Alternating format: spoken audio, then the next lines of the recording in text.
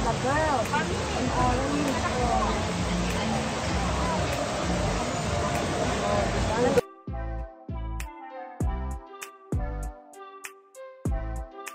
Matapos ilabas ng ABS-CBN ang ilang cast ng pagbibidahang serye nina Kim Chiu at Paulo Avellino na What's Wrong with Secretary Kim, ay maraming nagulat dahil kasama pala dito si Jake Cuenca. Lumalabas nga na si Jake Cuenca ang gaganap na kapatid ni Paulo Avellino sa nasabing serye. Nagulat naman ang ilan dahil buong akala nila ay si Jake Ejercito ang gaganap sa naturang role. Gayunpaman sinabi naman ng isa sa mga staff ng ABS-CBN na hindi pa final ang casting nito.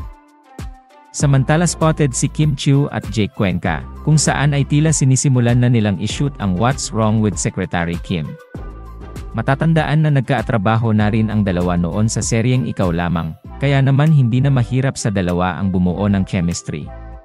Sa kabilang banda ay narito at panoorin natin ang nasabing video ng kanilang pagshooting.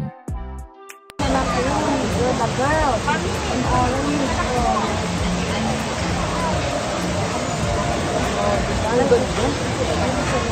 Anak? Picture lang hindi. Mamaya na hindi. Mamaya. Parang ikaw.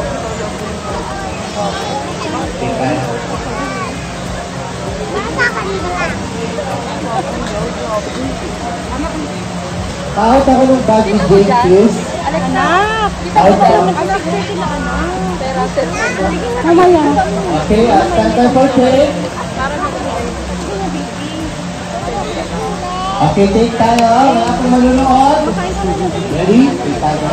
And sound cameras. ID please, rolling. Out go. Rolling in 5, 4, 3, 2, 1. Action!